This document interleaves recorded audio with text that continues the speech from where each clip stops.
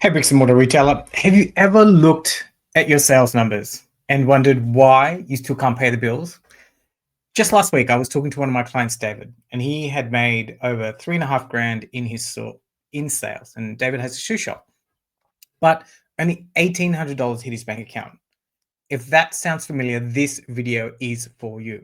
I'm going to share the 3 secrets that saved David from begging his bank manager to help him get out of this rut, and how we turned around his business to ensure that he gets $25,000 in free cash flow every month. Amazing. Now that I've got your attention, my name is Alvin. I am a retail business coach. I've been running large retail pharmacies over the past 16 years. And since I sold my last retail store, I'm now embarking on a journey to help other retailers do the same. And so today, what we're going to, as I mentioned, talk about are the 3 secrets to effective cash flow and money management in your retail store. Now, all of this stems from one of my free PDFs that I've got, which is called the 7 Steps to More Cash, which is a very simple system that you can use within your stores to generate more cash. It's free. If you want a copy of it, just put the word cash in the comment section below, or there should be a link in the comment section below. You can just click on that and download a copy of the 7 Steps to More Cash. So let's get started. So, one of the main problems that we all experience as bricks and mortar retailers, just like David did, just like I did when I was running my pharmacies, is the constant cash uncertainty.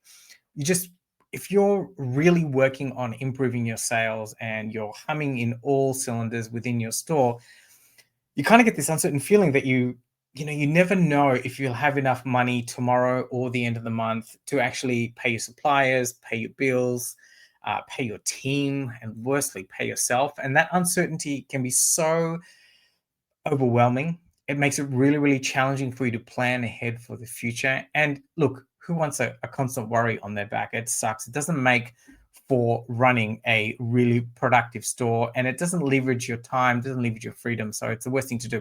Also, you're probably seeing many of us have overdrafts, and it's a really good strategy to use. But many of the retailers I find that I work with are suffering from the fact that their overdrafts are eating profits, because when you draw down on your overdraft, you are effectively paying fees, and it's draining your hard-earned revenue.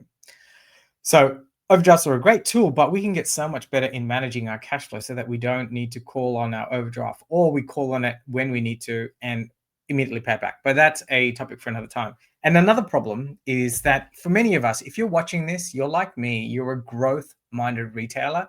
You value freedom, you value your life, and you want to enjoy your life even more, right? And that's what my biggest values are.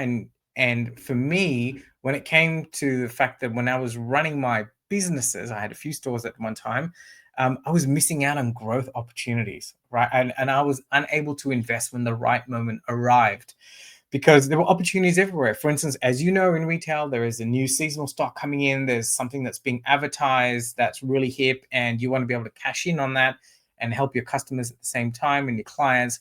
But if you don't have the money for it in your bank account, how are you going to execute these retail strategies? So you're missing out on growth opportunities because you're too busy worrying about where the cash is, or worse still, you've got no cash at all. And I know for many of us, and this certainly was me in the beginning, and for many of my clients who come to me, that they're working endless hours, right? You are trying to paddle uphill, trying to reduce the burden on yourself, trying to increase your cash flow, and thinking about doing a whole heap of things, working in your business, chasing around, doing all sorts of crazy things, chasing your tail, that is the best way. And it's a real problem, right? Because like I said, if you're here, you probably value your freedom, you probably value your time. You want to be doing a whole heap of other things as well as running your store. It makes it very, very challenging to do that while you've got all these cash flow worries in your store. And so the cause of this, why are you in this situation? I certainly know for me how I ended up in this situation. It was simply because I didn't know any better. right? I was growing too quickly. I was young at the time, and I just didn't know what I was doing. And so it was a compounding of effects. Certainly, when David came to me, also, and really many of my clients as well, when they first come aboard, like no one teaches you how to do these kind of things, right? You imagine your accountant would at least help you. And well, put your hand up. Let me know in the comments if your accountant has been proactive in helping you manage your cash flow if they return your call. Nevertheless, so let's keep going on here. So the cause of this is we really don't know what is happening to the cash in our business. We have no way of tracking it, and if many of us do run some sort of cash flow tracking, we're not doing it as often enough, and we're essentially flying blind without knowing where our money goes.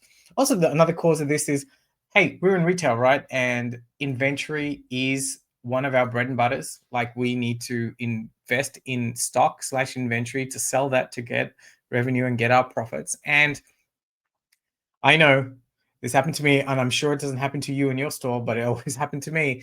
Is whenever I would buy something and it wouldn't sell, I would be ego driven. I was like, oh no, I'm not going to return that. I'm not going to discount that. I'll just let it sit in the back room or under the gondolas in the store in a hope that it will actually sell, which is a very, very bad strategy. And I know you're not doing that. But some of us have excess cash tied up in our inventory. Also, we've got no financial buffer, right? Many of us are skimming our bank accounts really, really thin with no strategy set up for how we can manage the cash within our business. And we're just essentially living payment to payment, very similar to financial management in your own personal lives. And the other cause is like we have some amazing point of sale systems now in 2025. We all, certainly if you're watching this video, you're doing $1 million plus, and you certainly would have a point of sale system that you're utilizing within your store. But many of us are underutilizing, or we don't even know the full capabilities of our point of sale system. And we're not pulling enough reports that will show us exactly what is happening under the hood in our store. Sure, you might pull some reports like a daily sales report, perhaps an inventory one. Hopefully you're pulling more than that. But even if you're not underutilizing your point of sale system. And this is just the simple day to day, because we are stuck, I beg your pardon, running into the day to day of it.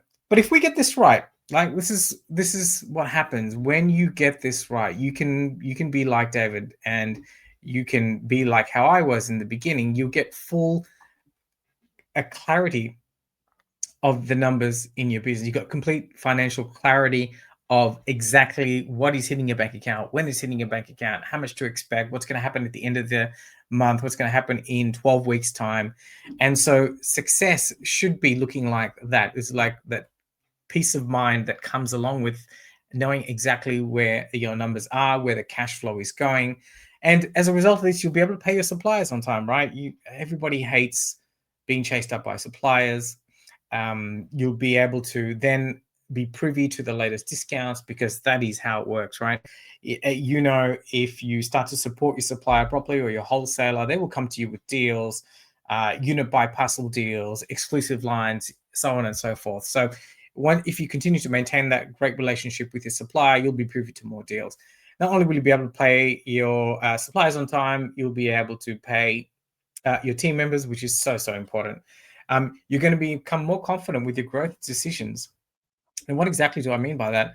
When you become more confident with your growth decisions, you'll know exactly when you can invest in a promotion, invest in buying more stock, because you'll have a clear understanding of when the cash is flowing in and out of your business. And I'll run through that with you, which is like a game changer. That peace of mind of knowing when you can do things, when you can sort of execute, pull the trigger on certain things, and when it must happen is a game changer. It's like wearing X-ray goggles. It's like seeing into the future.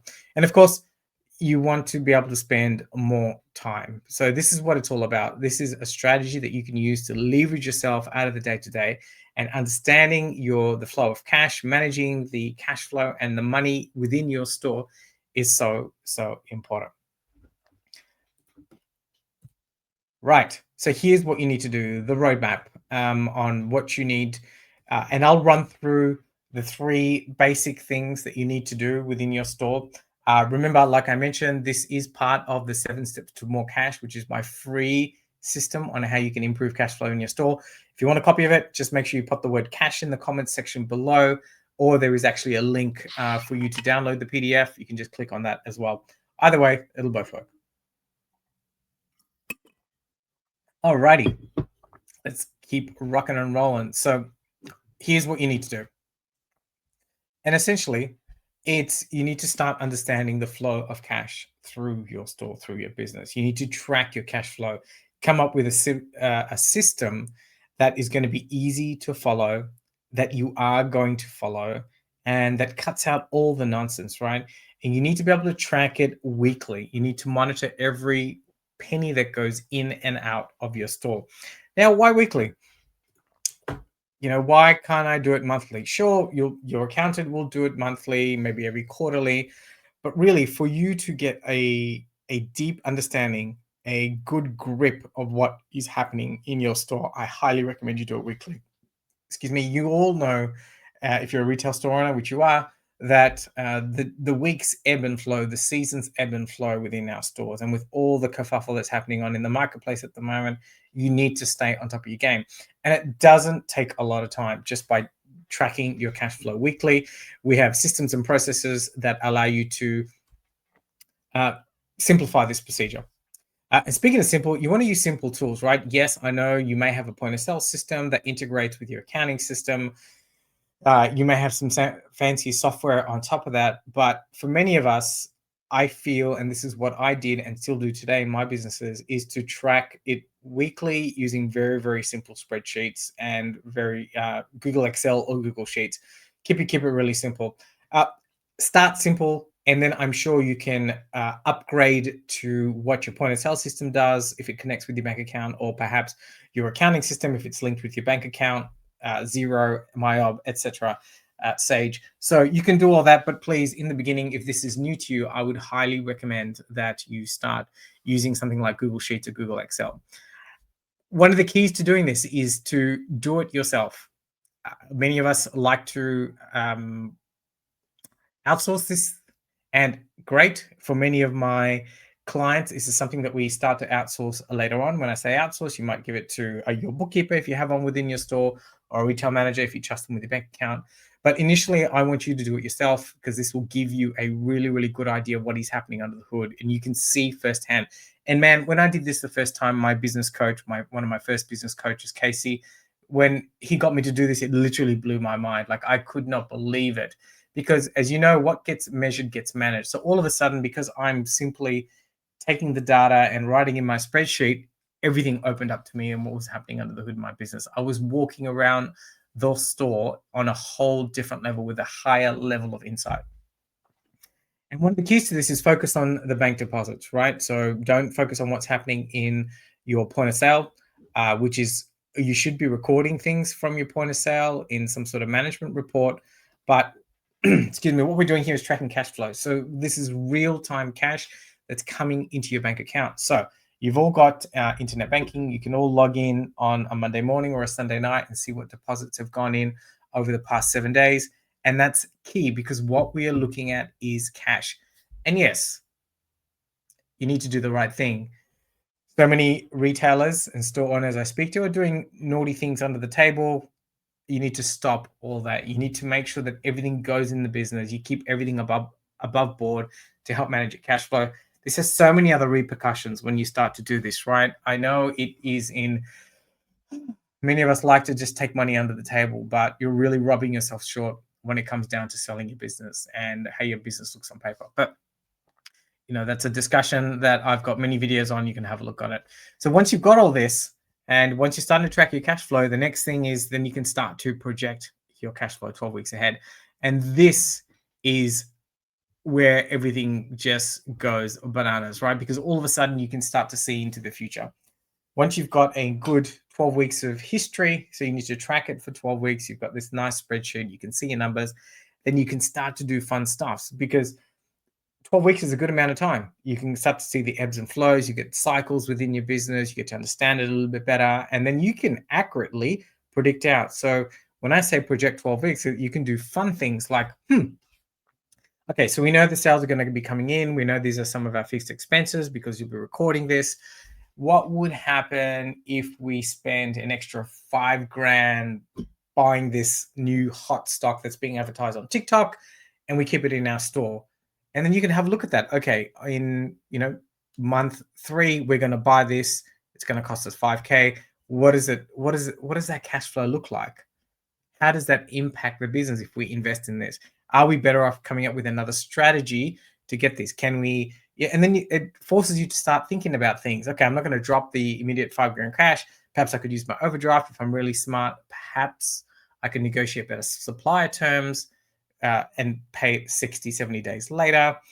You might use your credit card, all those kind of things. But looking into the future, when you start to project, it just gives you some it just gives you x-ray vision. So really, really quick tip for you to implement today. I want you to download the last 3 months of bank statements right now. And I want you to start looking at them and putting a line through your trading week. So most of us trade Monday to Sunday, that's a week.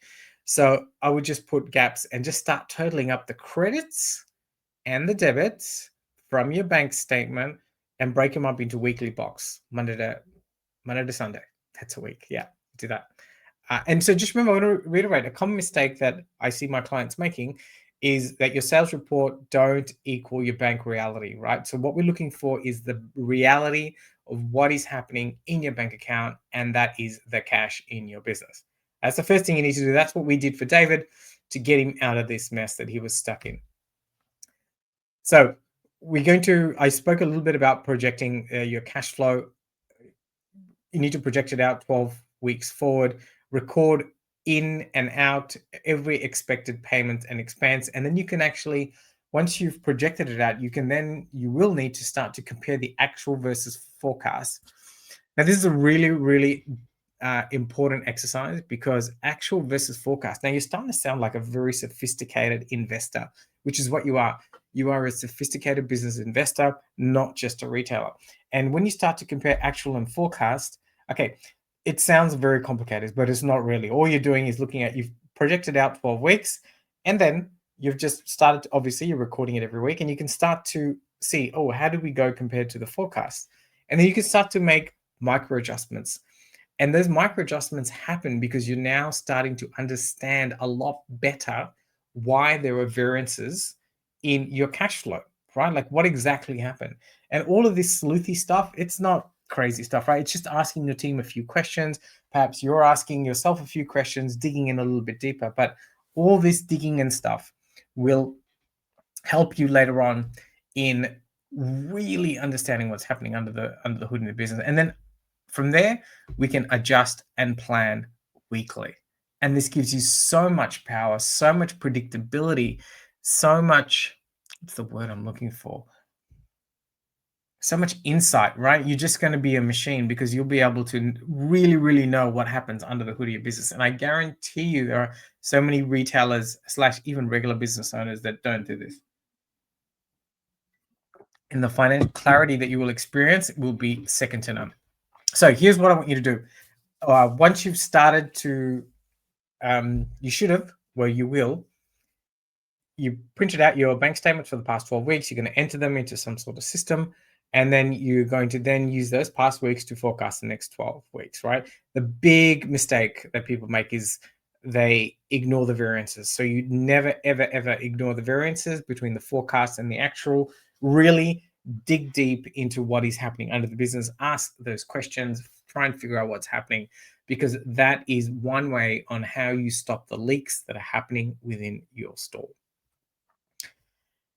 And the third thing that we need to do, and this is a really, really quick tip, is to start to clear your slow moving inventory.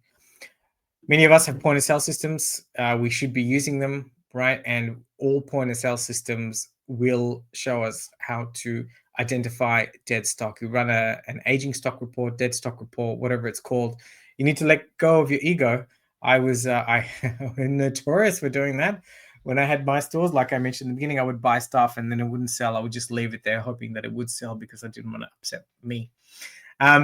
But so you need to identify your dead stock and you need to move it. You need to have some sort of system, whether it's monthly, every 3 months, whatever works for your business and store, and run those clearance sales. You need to remember your money, once you've invested in something and it's sitting on the shelf, 3 months, you've lost your money. You need to recycle it, get your money back. You'll see the clothes retailers doing this. The big box clothes retailers do this very, very well because their items are seasonal. And if something doesn't sell at the end of the season, they clear it out. It's a slash and burn mentality. Let it go, run a clearance sale. When you do get to the stage where you're starting to predict these things, you already, the good retailers, my clients, as soon as we get the stock in, we already have a plan. We know exactly when we need to start discounting, our discounting strategy, our clearance strategy, whatever it is, how we're going to move the stock so we can quickly turn it into cash. And that's one of the last thing on the slide here is to convert the stock into cash. Stop hoarding. This is real cash that's sitting in your business that you can just turn to cash and then reinvest into other products. Okay. So what I want you to do is walk through your store, pick 5 items that haven't sold in the next 90 days. So run that dead stock report and then pick those 5 items and then get rid of it, right? Don't make the mistake I did in the beginning thinking that it's an asset. Dead stock, old stock is just money wasted on the shelf. It's actually negative money. Turn it into cash and move on to the next deal. So that's so important. Cool. So I wanted to, this is what I reiterated with David, that good sales and these 3 secrets is the same as equals to predictable cash flow and freedom. And what am I talking about with freedom? It's freedom in time, right? Freedom in time so you can do the things that you love and want to do. And that's what it's all about. So this is the 7 steps to more cash. Like I said, if you want a copy of it, just put cash down below, or there will be a link down below for you to download it. And I hope you found that useful. And until next time, yeah. And if you have any questions, just pop them into the comment section below. If you've gotten this far, amazing. Make sure you give this a like, save it, and download the 7 steps to more cash. And I'll see you for further trainings moving forward. Until next time, bye-bye.